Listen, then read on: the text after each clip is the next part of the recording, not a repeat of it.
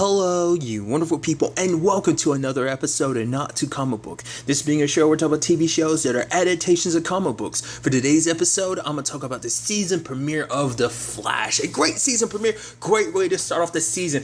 I thought it was kind of interesting. First, you had everything with Nora's message, like disappearing and stuff like that. Then we skip 4 months later. It's like Godspeed's there. I'm like, oh, it makes sense because Nora's future, what went down in Nora's future, obviously her future is no longer exists, sadly. So everything that went down, so that Godspeed situation, so Godspeed's here present day. Oh man, we got to deal with this. And Barry catches him. I just love that little moment of just like he's on the building and he circles back around on, like he kind of does a U-turn on the building and breaks the glass doing. I'm like, dude, stuff like that gets me so giddy. But he takes down Godspeed, but it's not real Godspeed. Apparently this is the fourth Godspeed they caught, but they don't talk. It's like, what the hell is that all about? That's interesting. So that's a mystery that's still okay, what is this all about? But essentially, this episode, the kind of main threat this episode is this dude named Chester who basically accidentally created a black hole. I even love he's doing like a live stream thing and stuff like that. It's kind of a cute thing. It's like, oh, have you asked? Someone messages him being like, yo, have you asked Natalie out? He's like, no, I haven't, but it was just kind of like a cute moment, and everyone's kind of smiling because it's just how adorable the whole Chester is about Natalie's situation. But it's like, and then Iris is like, well, yeah, Chester went talking about Natalie for a little bit longer, so there's that. But essentially, the black hole is tied to his consciousness. Like the other half of his mind is like anytime, like I know it's kind of interesting seeing like how the mind actually works, and it's just like, but half of his mind kind of ends up going to the black hole and circling back to his, so they are connected in that regard. So, but if they destroy the black hole, that means killing Chester, which obviously that's not something Barry's willing to do, but Cisco's like, you're gonna have to consider it, and obviously that ties into other aspects of the episode I'll talk about in a little bit. But it was pretty dope how they ended up handling it, like Barry circling around. I even love Cisco putting music to the situation. She's like, and Iris is like, Cisco, he's like, come on, he's literally running in and out of a black hole. It's like, this is the perfect moment for this. And she's like, all right, fair point. So Barry does his thing, jumping into a black hole is pretty badass, grabbing, holding on to Chester's consciousness and running it back to his body, which I think is pretty. I'm curious if it's going to be any lasting effects, because Chester wakes up, he's like, yo, I'm the Flash, running around saving the city. So yeah, also, where am I? And his eyes are doing that glowing thing. I was like, oh, his eyes are going to adjust soon, aren't they? It's like, no, because even Cecile runs in later on. It's like, yeah, his eyes are still doing the glow thing. He's going to have to stay inside that thing for like 4 to 6 weeks. Potentially for, everything to kind of shift back into place. I'm wondering what are going to be the lasting effects of that, or will there actually be any beyond him just having to stay in there for like 4 to 6 weeks. So I'm actually hoping and, rooting for the whole him and Natalie situation at this point, which is, I just hope that ends up, working out in that favor. So there's that situation. Another thing, and I think was kind of a neat element of this episode is, we get introduced to a new character this season. Ramsey, played by, I'm probably going to butcher his name, and I'm so sorry, Sindhil Ramathi. I'm going to butcher his last name. I'm just going to call him Sindhil because, CW connection wise, obviously, he was in Beauty and the Beast seasons 2 and 3, Heroes. I didn't watch a lot of it. I only saw a couple episodes here and there, but I know he was in Covert Affairs as well. So a lot of things he's been in. But it turns out he's an old friend of Caitlyn's. His mom recently died and everything. Well, turns out he came back, it's like, it's meeting up with Caitlyn was no accident. He came to Caitlyn specifically because of, basically, he's working on a new cure for this particular, I think it started off as this particular case of like this LAH cancer, but obviously I'm sure he plans to go for other diseases, so like all forms of cancer and also like other diseases as well. But his cure needs dark matter. Now I think that they already kind of set the tone for like the sinisterness a little bit of this situation. It's a complicated thing of like, yeah, you get like you want to do it's like, no, he's trying to make a cure and everything, but the thing is he's kind of willing to go too far to get the cure, because it's like Caitlyn's like, no, the dark matter thing, it's like you can't do that, because the thing is, you don't know what, because you'll be unintentionally turning people into metahumans, and obviously not everyone's handled turning into a metahuman well, because some people have, turn into supervillains and hurt people. But other than that, it's also just like you're potentially ruining people's lives by just forcing the metahuman gene on them. But he doesn't care, because it's like, it doesn't matter if they become metahumans. Like, the fact of the matter is they're going to be safe. But Caitlyn doesn't want to give him the dark matter. That's the only reason why he really wanted to meet up with Caitlyn, because like, I'm sure news spread around about Caitlyn's cure for the metahuman gene. So it's like, he took this as an opportunity to kind of jump on that. And so it's, like I say, it's a complicated thing, because you're like, I get it, you want to save lives and everything, but at the same time, it seems that you don't care what the ramifications of that could be. And because for him, it's an understandable venture of like, you want to stop death. It's even sad because he calls his mom a coward, because like, rather than fighting her disease, she just check stuff off her bucket list, because she probably felt like no matter what the circumstances, because it's like, oh, she could have gotten an extra 2 or 6 months, but it's like, rather than spending that time, in some regards, people could be like chemo or whatever, she wanted to live her life. I mean, that's a person's choice, but obviously it didn't sit well with him, because his mom always told him to kind of get up, and it's like, she didn't take her own advice, so it pisses him off. He resents her a little bit, so he's like, you know what, I'm not going to go down without, not swinging. So he ends up getting his own dark matter, which that creates something at the end of the episode. What he is, because even the trailer, at least the one I saw, it hints a little bit to what he is, but beyond that, not really. So turns out, Ralph has been away. He's been working on this missing persons case, but it's been very important to him. Question is why? Like, I think that's going to be another kind of plot thread we kind of deal with later on. And it's neat how that kind of ties into Caitlyn/Frost's story, because Frost doesn't come out multiple times in the episode. It's kind of like she loses a little. Caitlyn's kind of losing control again. And like, the last time this happened was when her dad died. So. And Ralph is actually there to kind of help figure things out. I think it speaks volumes, because the fact is, it's like, oh, we need Frost's help. But then, because at first I thought it was because, like, Ralph had asked her for help. So it's kind of like, oh, let me jump out and save the day type of thing. But it's more so just because, like, oh, he asked for Frost. And it's like, oh, it's something that needs her immediate attention. So she needs to come out.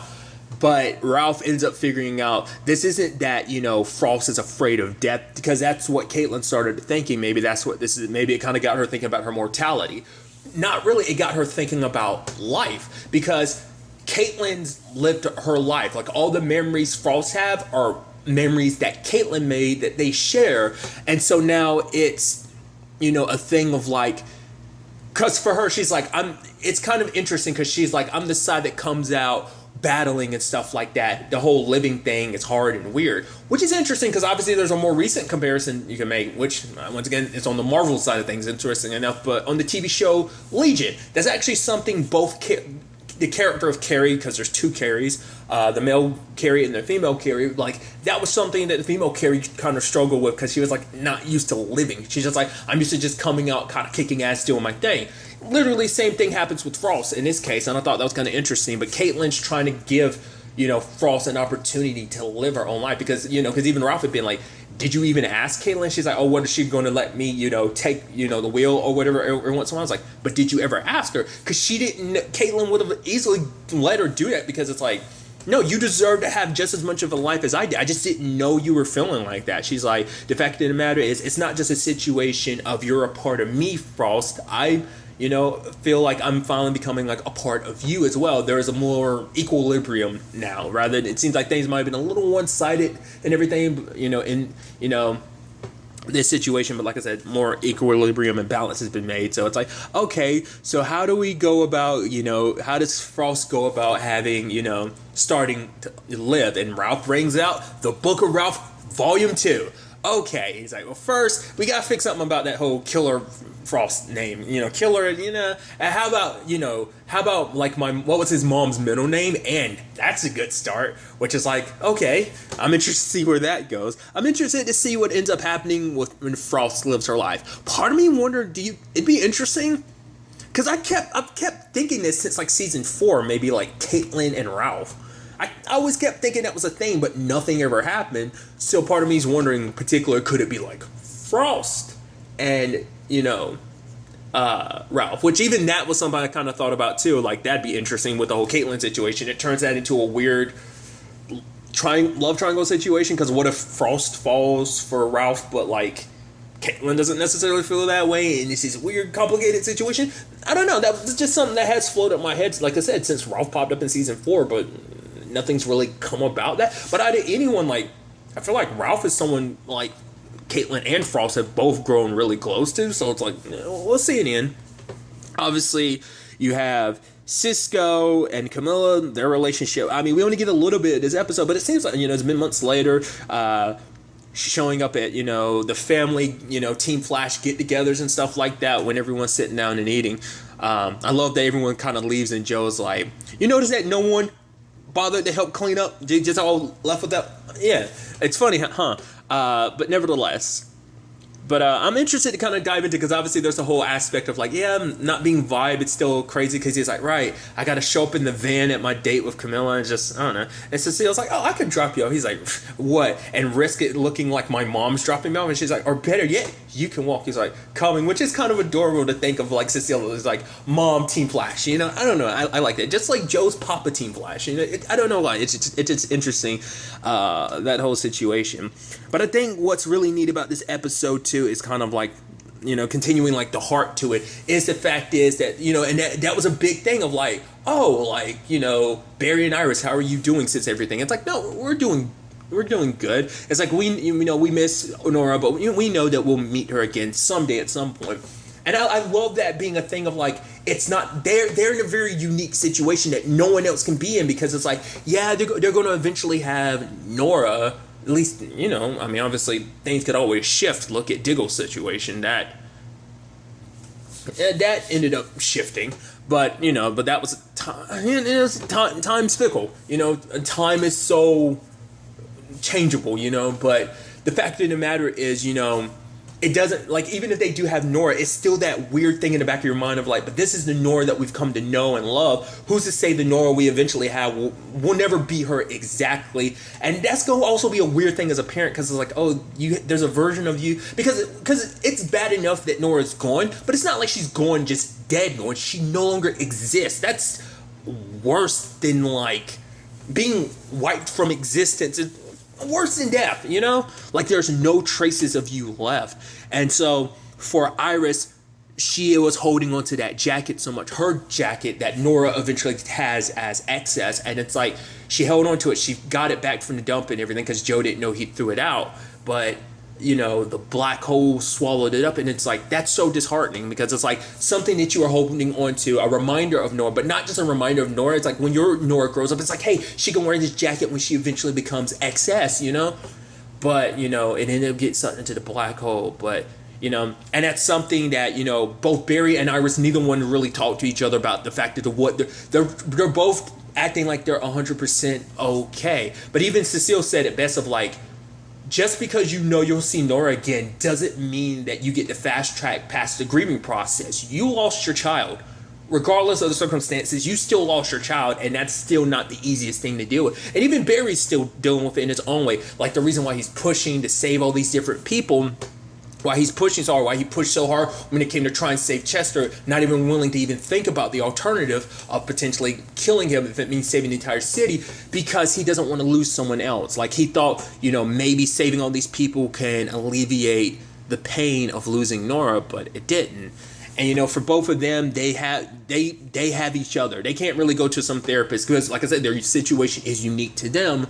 But they can be each other's counsel. That this is something that they don't have to carry separately. That they can carry this together and make their way through. Because I'm sure that's even going to have complications when you're thinking about having, when the time eventually comes that you decide to have children. I mean, it might push you to have reservations about. That's why I feel like it's interesting, because obviously they haven't jumped on it immediately just because the time is not right. But also I'm sure knowing but Nora, like it's so fresh in their mind. Of course they're going to be hesitant to kind of take those steps forward.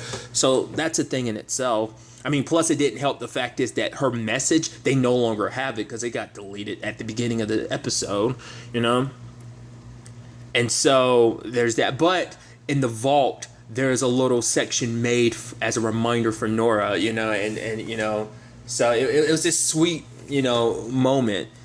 I thought was kind of nice, but immediately the Monitor shows up and steps all over that sweet moment by telling Barry about the coming crisis. It's like, no, Barry's got 5 years before he disappears. It's like, nope, that timetable is moved up to December 10th, 2019. And that basically, and it's so interesting because everything going forward has always been about Oliver's sacrifice. Now the Monitor's saying that to save billions of lives, to save the many universes out there, it's going to call for Barry Allen to sacrifice himself. It's like, whoa. It's like, there's got to be another way, but the Monitor's like, no, everything is etched in stone. You will need to die to save everyone. And like, that's so interesting because, like I said, everything's focused on like, oh, Oliver's death. And we never heard anything about Barry's death. I mean, what's this mean for everyone else that's supposed to take part in this crisis? What's this mean for the Legends potentially? What does this mean for Supergirl? Because we know that the Monitor has some part to play in bringing back the dude who's coming to be John Jones' brother, but now it's this, and it's like, which is also interesting because there's just so many layers to this, because you also have to think about the time slots of the shows, because that kind of does play a part in everything too. Arrow is going to be on Tuesdays after the Flash, I'm assuming, so it's like, I think that speaks volumes in itself potentially. So with everything that's going down with the future arc of Arrow as well, so that was a very big revelation that, like, it's not just that Barry's going to disappear, he has to straight up die. Like, everything has changed, that this is going to be the crisis of all crises, so we're just hitting the ground running, which obviously is very apt for this whole, Flash situation. But regardless, I'm very interested to see where all of this takes us. Dude, I'm so excited for this crisis event, dude. It's so cool. But also, obviously, what role is going to play in pushing the story of the Flash forward, what this means for Barry, what it means for Oliver, what it means for everyone involved. It's going to be nuts. I'm very excited in general to see what's in store for us this season. What ends up going down in the next episode. But really, that's all I want to talk about. Until next time we meet, be happy, be safe, live life to the fullest, enjoy it. Good day and good